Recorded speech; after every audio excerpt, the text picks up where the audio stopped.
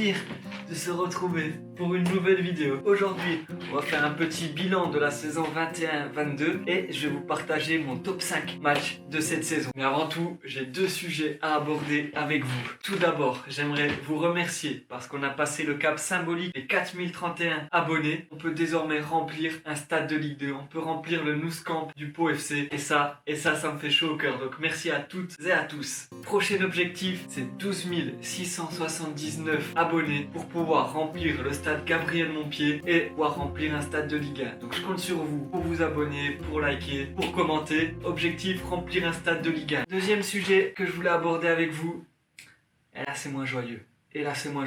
Là c'est une triste nouvelle que j'ai à vous annoncer. Je vais prendre mon courage à deux mains. La Saxo n'est plus. Vous ne reverrez plus la Saxo sur la chaîne YouTube.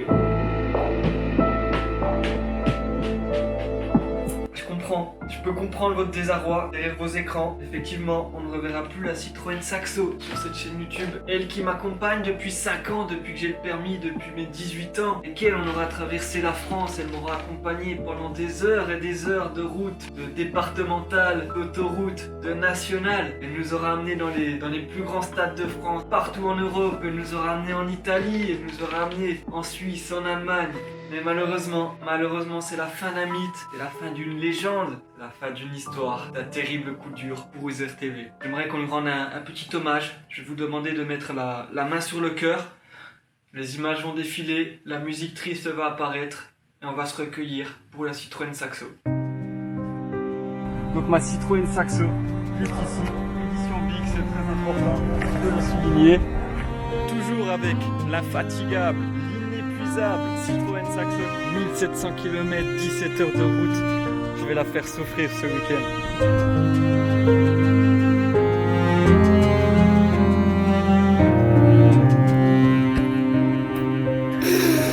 Il n'y aura pas la radio.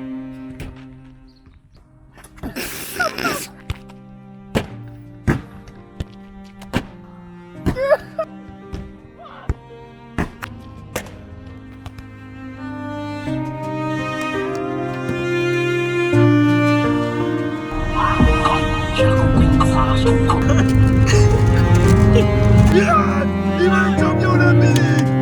Il va être champion olympique! Monsieur, vous avez un problème? Alerte, nouveau problème technique.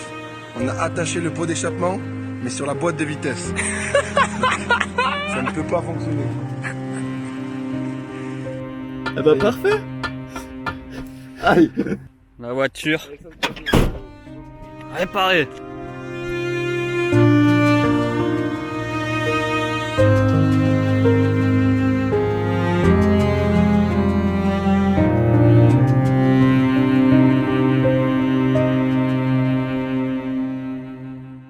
Pour revenir à la vidéo, on va faire un petit bilan de la saison 21-22 et je vais vous proposer mon top 5. On va faire un peu de data pour commencer. Là-dessus, j'ai de la data grâce à l'application Footballogy App qui me permet d'avoir un petit historique des statistiques sur les matchs auxquels j'ai assisté cette saison. Donc cette saison, j'ai assisté à 46 matchs pour 117 buts. Très bon ratio. Et j'ai été dans 3 pays. La France, la Suisse et l'Italie. Je suis allé dans 23 stades, dont 18 nouveaux stades. 18 nouveaux stades découverts. Notamment une grande partie sur cette chaîne YouTube. Et l'équipe la plus vue, c'est le FC Sochaux-Montbéliard que j'ai suivi toute cette saison à domicile. J'ai raté aucun match. C'est pour ça aussi que j'ai pas pu faire tous les stades cette saison. Parce qu'une semaine sur deux, je devais être au stade Bonal. Maintenant, on va passer au top 5. Cinquième dans ce classement, un match de Conference League entre le FC Bâle et l'Olympique de Marseille en Suisse au St. Jacobs Park. Donc tout simplement, pourquoi ce match ? Parce que je m'attendais à rien en allant à Bâle. Je m'attendais à trouver un stade plutôt endormi qui ne brille pas trop pour le foot. Parce que la Suisse, j'avais cette image-là, à tort. Et moi, je voulais simplement aller voir l'Olympique de Marseille. Le tirage tombait bien, c'était juste à côté de chez moi. Donc je prends mes places pour Bâle OM. Là, petit quiproquo parce que supporters de l'OM interdit. Bâle décide d'ouvrir un espace pour les Marseillais qui veulent quand même faire le déplacement mais sans être encadrés. L'Olympique de Marseille fait un communiqué en déconseillant aux supporters de venir à Bâle parce que la sécurité n'est pas assurée.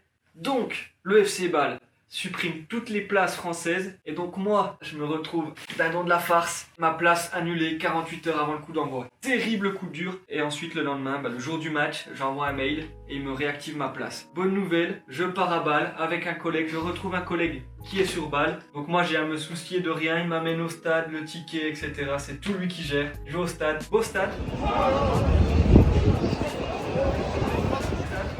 Et surtout, quelle ambiance! Quelle ambiance, messieurs, dames! Au Saint-Jacobs Park, je m'y attendais pas du tout, mais c'est suisse-allemand, ambiance un peu à l'allemande, et c'était la folie. Ils sont trop chauds. Ils ont fait un magnifique tifo, craquage.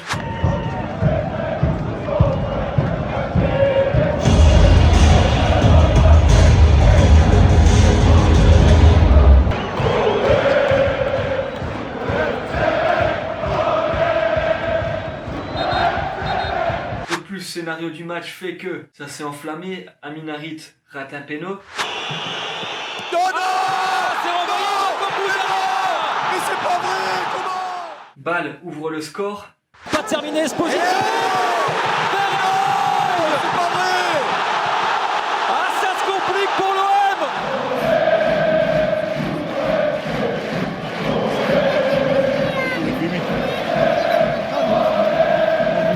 Ils ont gardé pour... C'était une belle ambiance européenne comme on aime. J'ai vraiment apprécié ce match. Mais pour être dans le top 5, il faut ce petit truc en plus. Il y a eu le scénario du match qui était fort agréable. Parce que l'OM rate un péno. L'OM est mené. C'était un beau match aussi, il faut le souligner. Et l'OM parvient à le remporter. Marseille, Anstellung 17, Cengiz Ünder,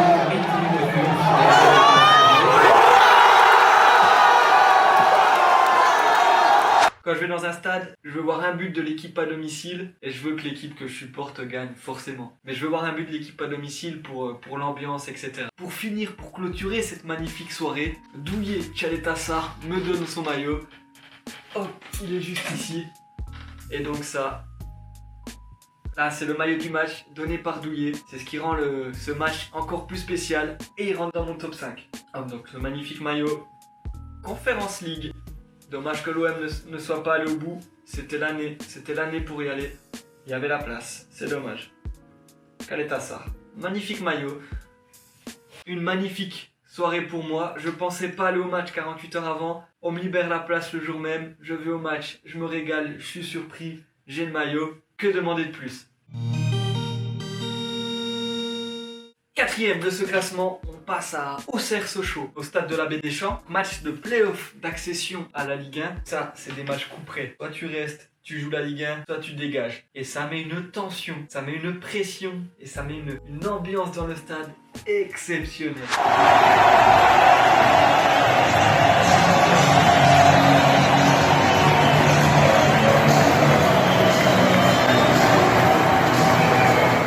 Que du kiff, parce que bon, moi je supportais Sochaux, donc j'ai eu la boule au ventre tout le match, la pression. J'ai rarement ressenti une pression comme ça dans un match. C'était stressant, t'as tellement envie de retrouver la Ligue 1 8 ans après. Et c'est pareil pour Auxerre, il me semble ça fait 9 ans qu'ils sont en Ligue 2, qui sont au purgatoire en Ligue 2. Et on a vraiment ressenti tout le stade qui voulait revivre, tout le club, tout le stade qui voulait revivre ces émotions de la Ligue 1, et tout le monde était trop chaud, c'était bouillant, c'était le stade, il était en fusion totale, c'était exceptionnel.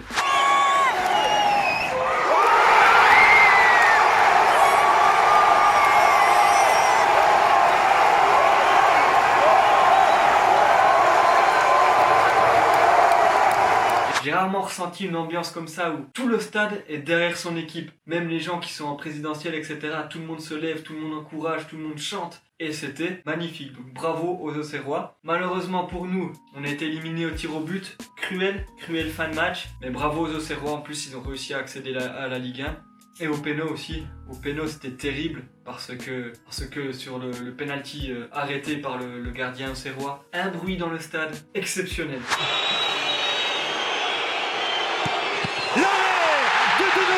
Et moi j'étais complètement dégoûté. Prends la tête dans tes mains et t'as l'explosion autour de toi. C'est des sentiments contraires, mais c'est ce qu'on aime dans le foot. Hein. Le foot, c'est pas que que la joie de la victoire. Là, c'est une défaite qui était dure à avaler parce que les joueurs ont tout donné.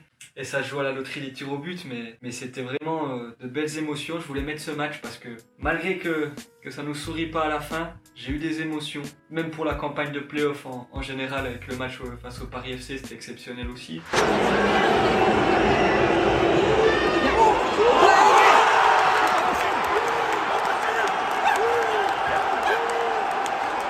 J'ai eu des émotions comme rarement. Et cette tristesse, elle se transformera en joie très prochainement, j'en ai aucun doute. Passons au top 3, troisième de ce classement. C'est un déplacement que j'ai fait sur Oser TV que vous pouvez retrouver en vidéo. Mon déplacement à la Beaujoire pour Nantes-Lens. Je voulais vraiment aller à Nantes depuis un moment, en fait depuis le tragique incident avec Emiliano Sala qui est décédé. Je trouve qu'il y a vraiment une âme avec ses supporters, avec ce club, et je voulais aller voir ça. Et j'ai pas été déçu. Je vais en Bretagne, à Nantes, le débat, je vous laisse le débat. Et déjà, coup d'envoi, je prends une claque quand la tribune noire se met à chanter. Déjà avant, magnifique tifo et craquage, mais quand la tribune noire se met à chanter, je prends une claque. Je vous mets l'extrait, c'est une claque. Incroyable.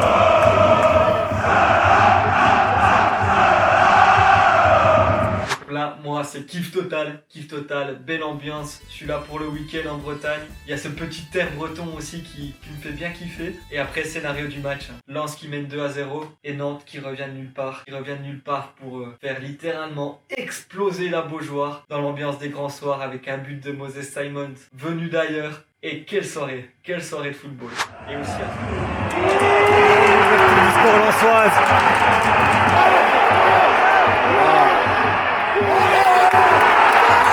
Madame l'arbitre, eh oui. Oh, il l'a pas vu. Il n'est pas levé. Oh, là là, c'est exceptionnel. Ah oui. Oh là là là là. C'est vraiment un beau match entre deux historiques de Ligue 1. J'ai vraiment kiffé Nantes. Nantes, j'ai un petit coup de cœur avec les Nantais. Je vais devoir revenir au stade de la Beaujoire. Peut-être pour un match européen, mais j'ai surtout envie de revenir pour un derby face au Stade Rennais. Deuxième de ce classement, on a un match de prestige, un match exceptionnel. Et j'ai eu une chance inouïe de pouvoir assister à la finale de Ligue des Champions entre Liverpool et le Real Madrid, remportée par le Real Madrid, la 14e Ligue des Champions du Real Madrid après un parcours absolument exceptionnel. Mais il n'y a pas que le match qui fait que c'est dans mon top 2, parce que c'est un match assez moyen, de très très haut niveau, bien sûr, mais au scénario assez classique. Liverpool domine, beaucoup d'occasions. Malheureusement, Liverpool ne marque pas. Moi, j'étais avec les supporters de Liverpool, je voulais voir un but de Liverpool. Je voulais surtout chanter You'll Never Walk Alone avec les fans de Liverpool. Et j'ai eu cette chance.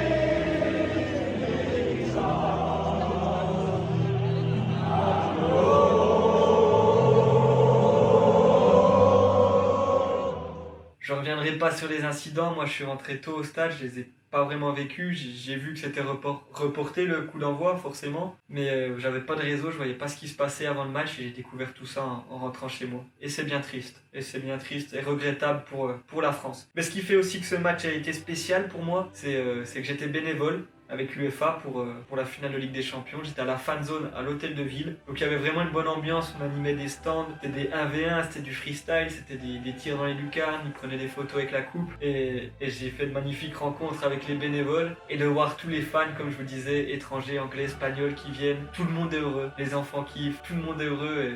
Et ça c'est trop bien, donc c'est vraiment un beau souvenir avec ce match de gala, la remise aussi, la remise du trophée, c'est exceptionnel.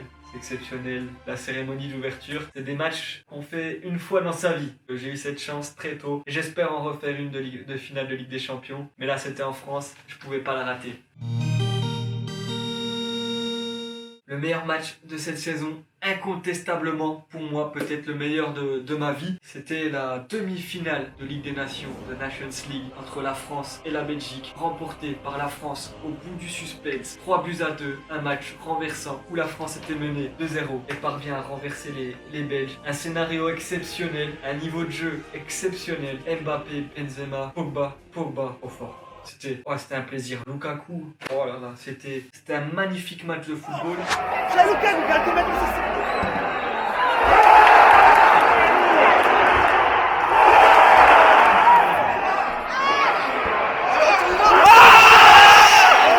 Allez mon petit.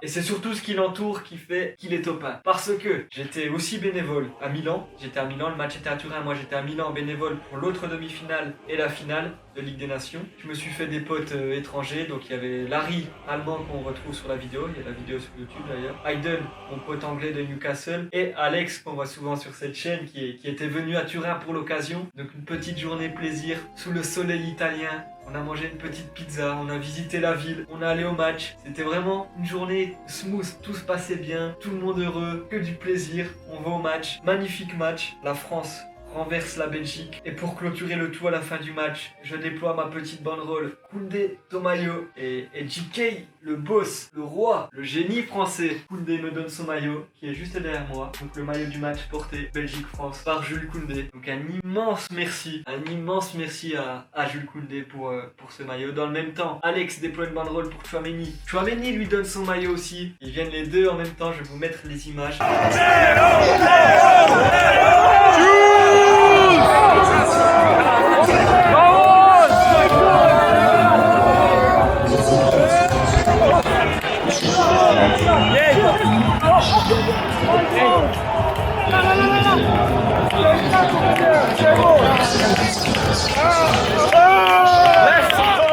Mais tout ne pouvait pas aussi bien se passer. Malheureusement, je me fais agresser, on me vole le maillot. Donc s'ensuit embrouille, s'ensuit procédure. J'essaye de voir avec la sécurité, avec la police, porter plainte, voir les caméras, parce que j'avais les agresseurs avec moi.